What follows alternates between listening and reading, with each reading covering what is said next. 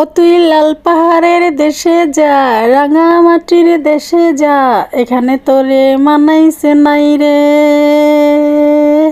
এক্কেবারে মানাইছে নাই রে।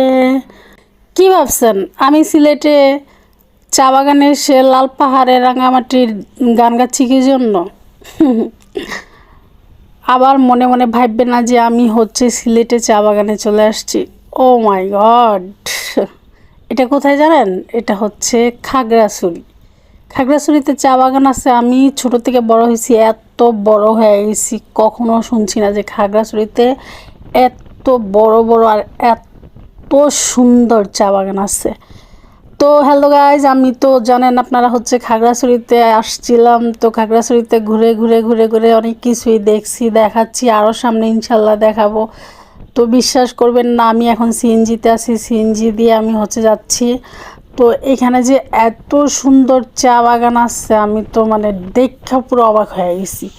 এই যে দেখতেছেন যে আমি যেই পাশে হচ্ছে চা বাগানটা দেখাচ্ছি তার অপর পাশে মানে রোডের অপর পাশে কিন্তু ইন্ডিয়া। হ্যাঁ, মানে ভাগ্যিস যে আমি একটু ওই পার্টটা দেখাইতে পারবো না, কারণ আমার সাথে হচ্ছে অন্য অন্য মহিলারা আছে গাড়িতে, এই জন্য আমি ওই পাশটা দেখাইলাম না। তো দেখেন এই চা বাগানের মাঝে এই যে সূর্যটা একটু পর চম্মক চলো একটা লাইটিং করতেছে, মানে কি যে একটা ভালো লাগতেছে না, জাস্ট অসাধারণ লাগতেছে।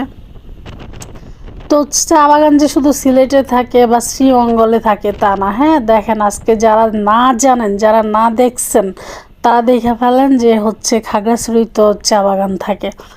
আমি যেহেতু জানি না তো অনেকেই তো জানেন না। আমি যে ভ্রমণ প্রেমী মানুষ, আল্লাহ এত জায়গায় ঘুরি, আমি নিজেই জানি না যে খাগড়াছড়িতে চা বাগান আছে।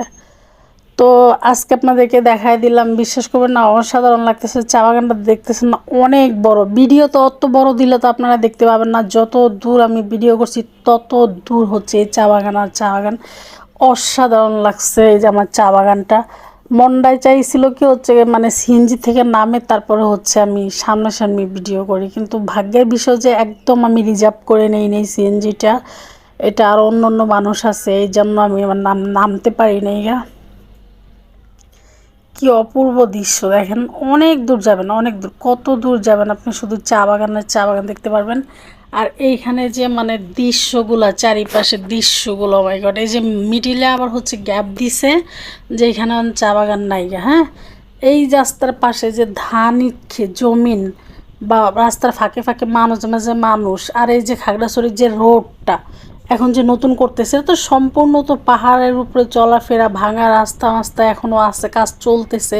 আমি আপনাদেরকে আরও অন্য অন্য ভিডিও দেখাবো। দেখেন জাস্ট ওয়াও দৃশ্য, রাস্তার পাশে মানুষগুলো বসে আছে। আর এই রাস্তাগুলো যে বানাচ্ছে না, এত চড়া চড়া রাস্তা, ও মাই গড, মানে দেখলে পুরো মুগ্ধ হয়ে যায়। এত চড়া, এত সুন্দর সুন্দর রাস্তা, কোনো যানজট নাই, কোনো কিচ্ছু নাই, একদম ফোর্সে টান আর টান।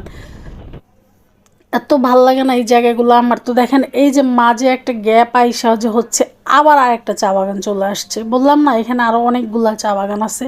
দেখছেন কি সুন্দর করে রাউন্ড করে, তারপরে চা বাগানগুলা কি অমায়িক লাগতেছে না? ও মাই গড, ইস, আমি সত্যি সত্যি আরেকদিন আসবো, তখন আপনাদেরকে আমি একদম চা বাগানের নামে সামনাসামনি সিএনজি রেখে তারপরে দেখাবো। এই জিনিস কি মিস করা যাবে? শুধু যে সিলেটের শ্রীমঙ্গলের দিকে চা বাগান তা তো না, এখন খাগড়াছড়ি তো চা বাগান আছে। আর কোন কোন জায়গাতে আছে দেখেন, চা বাগানে ঢোকার গেটটা দেখছেন তো, অসম লাগছে আমার কাছে, অসম। যত দূর যাবেন, কত দূর যাবেন আপনি, কত দূর, ইয়া বিশাল বড় এরিয়া নিয়া। আর লাইটিংটা দেখছেন, আফ, অসম। খালি দেখতে থাকেন, দেখতে থাকেন আর দেখতে থাকেন। দেখছেন সূর্যের আলোটা, দেখছেন সূর্যের আলোটা কেমন করতেছে, অসাধারণ লাগতেছে না? প্রকৃতি প্রেমী মানুষ যারা আছেন না, তারা এগুলার মর্ম ঠিকই বুঝবেন। অনেকেই ভাববেন এ মহিলা এলে সবসময় কি গাছগাছালি এটা সেটা এগুলা সেগুলা ভক্কর চক্কর দেখায়, কিন্তু মহিলা যে হচ্ছে প্রকৃতি প্রেমী এটা তো অনেকেই জানবেন না। ঠিক আছে, আমার প্রাকৃতিক জিনিস অনেক ভালো লাগে, অনেক। কৃত্রিম জিনিস থেকে আমার প্রাকৃতিক জিনিস অনেক ভালো লাগে। কৃত্রিম জিনিস যতই সুন্দর হোক না কেন আমার কাছে তেমন ভালোই লাগে না, কিন্তু প্রাকৃতিক জিনিস দেখলে আমি যেটাই দেখবো প্রাকৃতিক মানে আল্লাহর সৃষ্টি জিনিস দেখবো আর আমি ই করবো না, বাবা সেটা কি হয় নাকি কখনো? দেখছেন কি অসম।